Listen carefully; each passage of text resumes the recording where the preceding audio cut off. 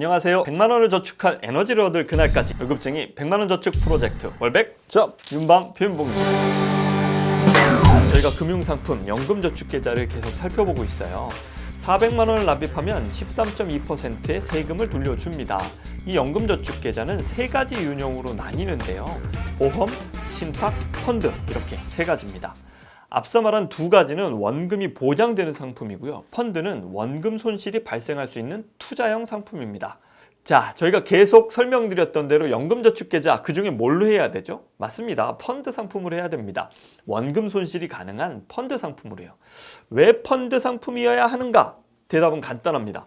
우리가 열심히 일하는 경제활동 기간 동안 우리의 미래를 위해 모아가는 돈도 우리랑 같이 일해야 하기 때문입니다. 탱자 노는 꼴 절대 볼 수 없죠.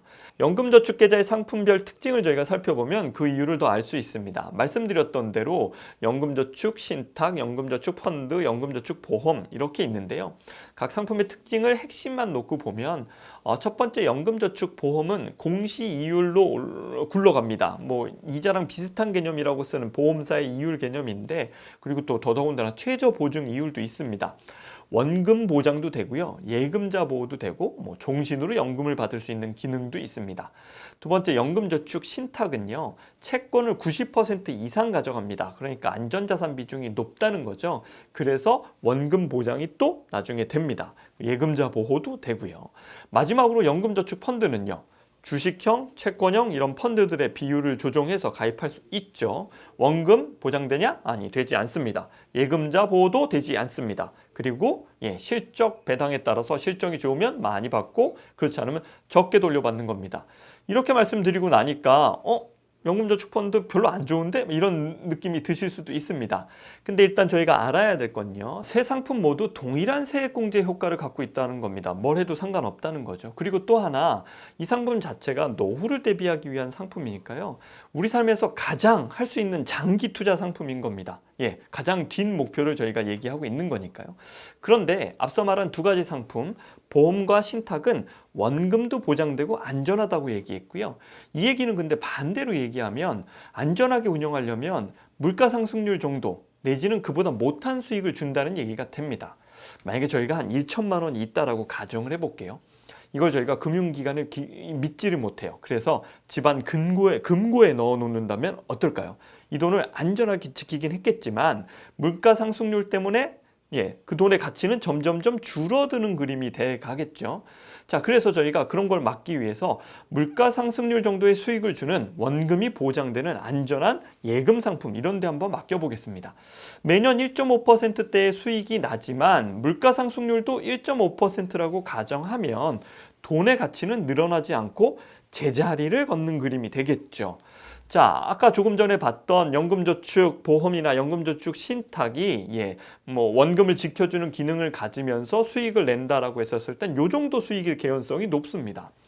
자, 근데요, 저희가 한정된 소득을 벌어들여서 현재의 삶도 잘 살고 미래의 삶도 잘 준비해야 되는 일반인에게는 이 저축과 투자한 돈이 좀 더 제대로 일해줘야 된다라고 말씀을 드렸잖아요.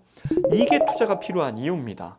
지금껏 저희가 투자를 해서 재미를 못 본 건 이런 장기 상품에 장기 투자를 하지 않았고 보통 단기 투자를 많이 하셨죠. 그래서 투기와 혼동하는 개념이 좀 있으셨던 겁니다. 그런데요, 연금저축계좌는 가입부터가 장기를 위한 거라 장기 투자에 최적화된 상품이라고 저희가 얘기 드렸잖아요. 이를 통해서 물가 상승률 이상의 수익을 장기간 차곡차곡 만들어가야 되는 숙제가 있는 거죠. 경제활동기 동안 나랑 같이 일하는 자산을 만들어내 미래 자산을 대비하는 그런 그림이 연금저축계좌에 적절합니다. 자, 제가 이제 예를 하나 들어봐 볼게요. 금감원에서 나온 자료를 저희가 한번 보도록 하겠습니다. 금감원에서 공시자료가 하나, 보도자료가 나온 내용이 이런 거죠. 과거 2002년부터 2012년까지 10년간 매달 30만 원씩 아까 봤듯이 세액공제 효과는 똑같은 이 세 가지 상품에 가입했었을 때 결과가 어떻게 다른가를 보여주는 겁니다. 물론 과거에 대한 거를 시뮬레이션 한 거니까 미래 수익을 보장해 주진 않겠지만 저희가 여기서 시사하는 바가 좀 있다라고 생각이 듭니다. 연금저축보험 어느 정도 수익 냈나요? 10년 동안. 생보사건은 한 39%, 손보사건 한 37%, 그러니까 3.9%, 3.7% 정도 냈다는 얘기가 되네요. 연금저축 신탁은 채권형은 한 41%, 뭐 안정형도 그 비슷하게 낸 그림이 됐고요. 그러니까 이 두 가지 상품 모두 그 정도 수익을 냈다는 겁니다. 지금 금리로 따지면 뭐 3% 후반대니까 되게 높다라고 생각하실 수 있으나 2000년대 초반엔 금리가 높았기 때문에 당연히 얘네들도 그 정도 수익은 만들어진 거죠. 연금저축 펀드 어떻습니까? 주식형 펀드 보니까 한 122% 정도 10년 동안 수익이 났네요. 연 12% 정도의 수익을 냈다는 겁니다. 엄청난 수익을 냈는데 저희는 이런 장기 투자를 한번 해본 적도 없다는 거죠. 근데 재밌는 건 이겁니다. 따져보셔야 될 거는 월별 수익률의 범위, 보통 표준 편차라고 하죠. 이게 변동성이 얼마나 있었냐를 보는 겁니다. 그랬더니 연금저축보험과 연금저축 신탁은 거의 변화가 없습니다. 그 정도 예상됐던 수익이 그대로 나오는 거죠. 다시 말해 안전하게 굴러갔다라고 얘기할 수 있습니다. 근데 연금저축 펀드는 어떻습니까? 어떤 달에는요, 수익이 좋을 때는 한 달에 14% 수익을 낸 적도 있습니다. 근데요, 반대로요, 손해를 할 땐 한 달에 18%가 빠지기도 했습니다. 여러분 어떠세요?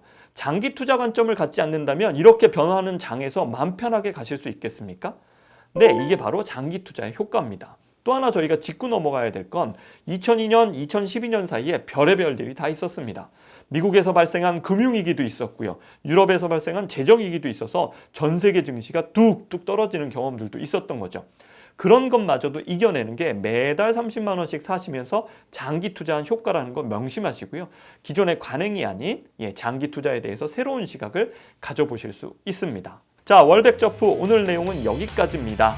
방송 들으시면서 궁금한 거 있으시면 댓글 달아주시면 저희가 방송을 통해서 또 답변 드리도록 하겠습니다. 감사합니다.